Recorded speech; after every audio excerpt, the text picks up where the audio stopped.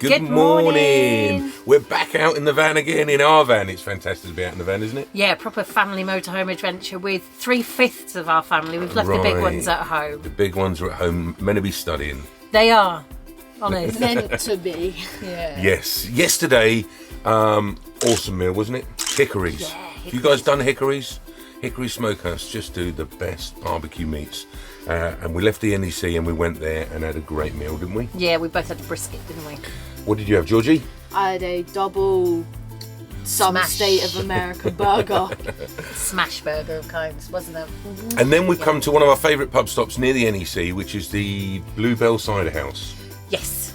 which is great here, and they do some great food in there. Yeah. And George was playing out last night with your little flicky thing. So George, show me your toy. What do you got? Right, so you bought this in Morocco. It lights up. Right. And it makes like a corkscrew effect. Go on. Whoa. Gorgeous. Awesome. Do that again.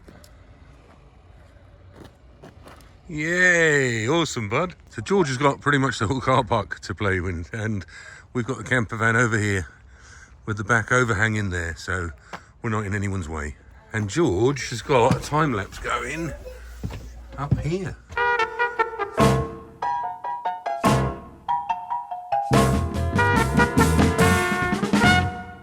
Today we're heading off to Cadbury World. We've never been to Cadbury World, have we? No. Nope. And Not it's done a it? treat just for George. And it's my favourite chocolate, so let's get going then now. We travel all around the world and sometimes forget what's right on our doorstep. So this week, whilst George is off school and we're in the Birmingham area, we thought, why travel the length of the country? Let's see what we can find to do in and around the Birmingham area. And we found 3 places that we've never been to. Starting with Cadbury World in Bournville, which was around 20 minutes from last night's pub stop. Cadbury's probably the best chocolate in the world. Now, when you book Cadbury World, you book a time slot and they ask you to come early, especially during school holidays. So we arrived early, parked up and headed off, firstly to do the 4D cinema experience. George is having flashbacks to when Steve tricked him and put him on the Tower of Terror when he was tiny. I'm searching this up. I don't want to hold both your hands in case it gets scary. You ready for this, George? Sure. Yeah? No, I'm not. Get me out of here. Poor boy's got proper PTSD. A few minutes later. What was that? Yeah? Enjoy that?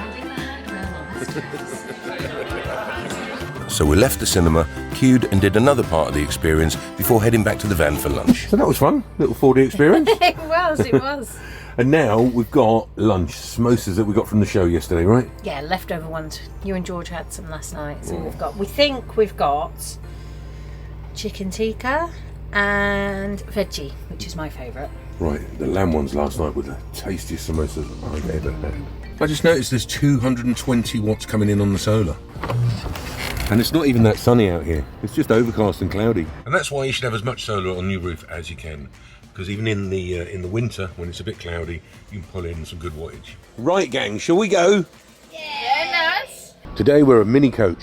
Hey, excited? Yeah, baby. Today we will be mainly eating chocolate. No, I've already had an apple. I didn't show them that I brought lots of fruit with us this trip. I always bring lots of fruit with us, but I didn't show you. I put all the processed stuff into the fridge and then brought fruit. We went past the souped up taxi out the front and through the doors where we was a little early. We went to buy a bag for our chocolate because they gave us 3 chocolate bars each. Oh, today we'll be mainly eating chocolate. No, we won't. We can save them. It's chocolate, my dad told me, is better from the fridge. My dad always had a chocolate fridge, actually. A fridge full of chocolate. When you book your tickets to Cadbury World, you choose a time slot. But don't worry, if you arrive a little early, they are flexible and they'll let you go right ahead. As you go around, you'll learn the history of chocolate and of course the history of Cadbury. How they went from a grocery shop to a factory to the Cadbury we know today. We learned how Cadbury was quick to support the war effort, however possible. So the Bournville factory was put to use for the greater good of the country. During the First World War, the firm's milk supply was diverted to the people of Birmingham. We then jumped on a ride which turned out to be a little like the It's a Small World ride at the Disney parks that we've been on. We were taken around learning more about the history of chocolate. It's like a small world, but on like a sugar high. We then went on to meet Crazy Kel, the lovely lady who was doing the chocolate demonstration. Let's take you way back to early 1900s. We're going to show you how the factory works with handmade. Kelly was spreading out the chocolate and throwing it around before putting it into moulds where she shook out the air bubbles and then into the fridge to cool down. And she pulled some out that she'd put in earlier. Give it a bed. 3, 2, 1. There you go, folks. And that is how they used to hand make chocolates. After the handmade chocolate demonstration, we came through to a chocolate tasting. It's got liquid chocolate, and then you could choose two of four different toppings. I went for fudge and buttons. George went for Oreo crunch and marshmallows. And I've got Oreo and fudge. Yum, yum, yum. Look what they're doing in here. Fantastic. Chocolate teapot. That was much used as a chocolate teapot. In the next area we went, we were given a bottle of squeezable runny chocolate to draw and write with. This is a whole new playing with your food, isn't it? This brings a whole new meaning to playing with food. Next, we went through Advertising Avenue, where you could see all the old chocolate bar wrappers from over the years. This is really interesting. Cocoa Essence 1866, Buttons 1904. But the thing that surprised me is the cream egg from 1923. In my head, it's an 80s thing.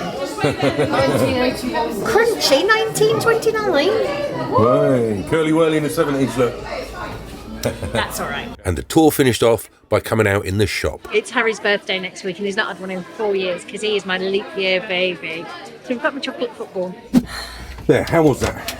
It was great, actually. It was good. It was a good couple of hours, wasn't it? It was, yes. It was. A little bit of queuing because there were a lot of school groups there. A little bit cute. A lot of noise from the school groups. God, I bet you forget, don't you? I mean, I used to go on school trips as a parent helper all the time, but it might have been a few years since we've done that.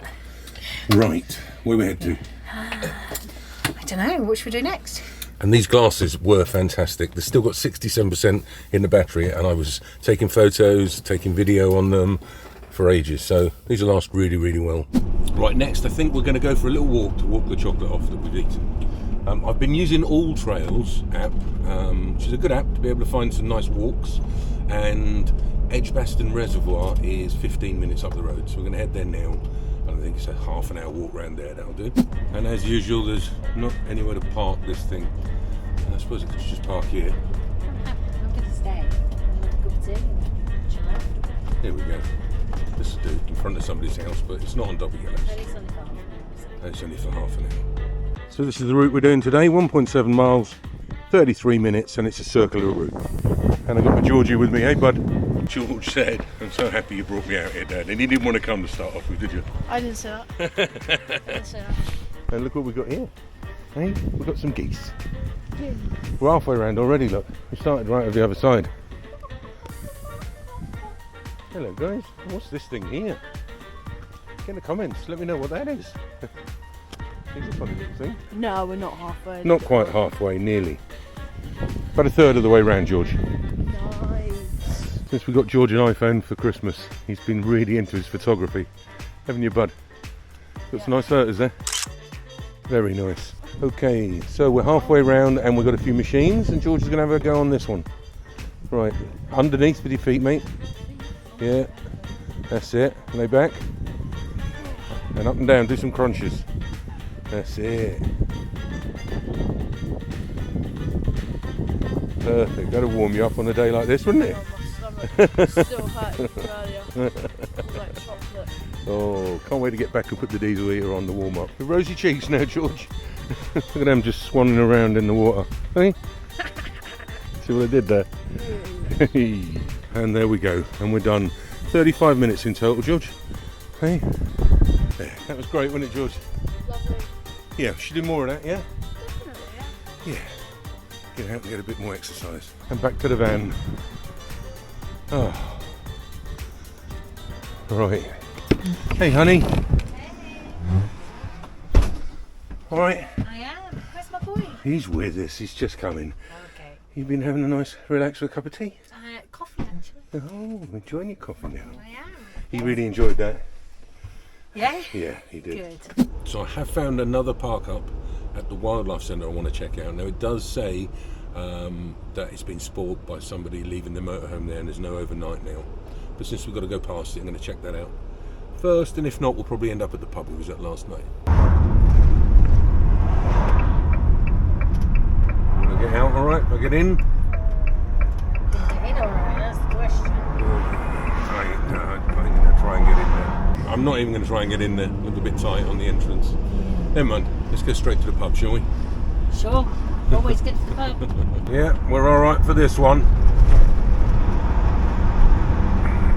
Okay, I'm going to turn the diesel heater on now, and then it'll be nice and toasty in here when we get out of the pub. There we go. Ready to go? Definitely. Let's do it. Go on. Let's go. Oh, you're all bristly. I do need a shave. Yeah. Yes. Oh, it's quite full in the car park here, isn't it?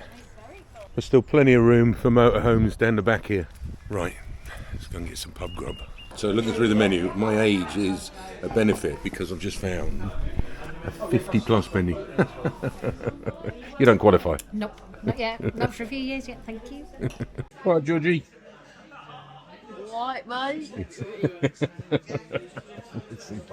I was so hungry I didn't even start filming, but I got pie and mash, stew and dumplings, and George has got a kid's burger. It's a bit dry though, is it, George? Very. How is yours? Really tasty. Yeah. We don't usually do dessert, do we? No, I've got big regrets now seeing George. Look at that. Oh, good. Is it warm? I would have gone sticky toffee pudding and custard. Not spotted dick. No, I did think George was asking for stiffy dick. Awkward. That van's going to be nice and toasted because I put the heating on. It is, but I'm generating my own heat now because I've had 2 glasses of wine. Blimey, George, good. Amazing. Then we went back to our toasty warm van. And the sleeping arrangements, whilst it's just the 3 of us, George has taken the big double bed up top, haven't you, buddy? Nice and comfy up there. Whilst Linz and I have commandeered the rear again, and I'm just getting on with a bit of video editing. Just one last thing I want to check in about. The diesel heater is so hot, I had to open the roof. So. I think it's lovely and toasty. I might have to take my socks off in a minute. Okay, editing Steve here. Whilst editing the video, I realised I haven't shown you the diesel heater install on this channel. We had it done in December of last year, and I put it on our Steve and Lynn's channel. If you don't know what our Steve and Lynn's channel is, it's like our BBC Two, if you like. It's where we put a lot of other regular content. So if you're not subscribed to that one, head over there now and subscribe. And I'll show you the diesel heater install now. It's so toasty. How toasty is it in here? And there is the new control panel here, look. Wow. Hang on, let me get in and close the door. We're letting all the warm air out. If you could feel how toasty it is in here, it is lovely. Huh? Yeah, but not sweaty toasty, just toasty. Yeah. Oh, I forgot. We took this place apart, so you've got that to sort out when we get back. Oh, yeah, I stripped it all in here so they could get under the seats easy enough. And there we go. Put some ducting in here, and there it is, blowing some nice. Oh, feel that. Is that one as well on that side? Wow. I think this is the in one. Yeah? I think this one's where they get the fresh air in. Oh, okay. So they're not pulling in constant cold air from the outside, so they're recirculating it. I've spotted the Sahara in there again. Yeah, it still needs a clean in there, doesn't it? It has been done. But that's nice and neat, isn't it? Yeah, good jobs. So they've also got a ducting going off this way. Let's go and have a look. Okay. Into the bathroom. Yeah. There it is. Oops. And there you go. Got an outlet there. So there it is. This place is toasty. It's really, really good. Dale's just explains what he's done because it's gone in a box underneath. There's an external box to kind of weatherproof it and to stop all the crap from the road kicking up against it. And then they've done all the piping outside and then come inside. And then we've got an inlet in here, so to take the room temperature warm air and then recirculate it back through the heater. And that's how it's done. But yeah, they've had to put quite a bit of duct in. They put the main ducting is quite big for the first outlet, and that's kicking out a lot of air and a lot of heat. And then we've got one in the bathroom, and we've got one down here by the door. It's going to cope fine. I'm actually looking forward to seeing how this is going to kick up the heat from really cold. So if I come in here and it's cold, what we've done before is, because the heating could take 20 minutes, half an hour to warm up, I come in often and I just turn all 3 burners on the hob, and within 5 minutes the place is toasty. Well, now we'll just turn the diesel heater on. So Make sure you subscribe to the channel, guys, because I'll show you how we're getting on with this, and I'll show you how well it's working. But definitely recommend it. Auto Electrical Services in Leighton Buzzard, the guys that looked after us, and it's an Urbispacker D4 we've had fitted, so links in the description. So there you go, guys. That's the diesel heater that we had installed last year that's been keeping this van really, really toasty. I will put a link in the description if you're interested in that. Also, a lot of you have asked, will I do an all the upgrades video that I mentioned a few videos ago? And I will. When we get out and about in the warmer weather, I'll do a video showing every single upgrade we've done to the van. Anyway, hope you liked the video, guys. Make sure to subscribe because next week we're up to more adventures.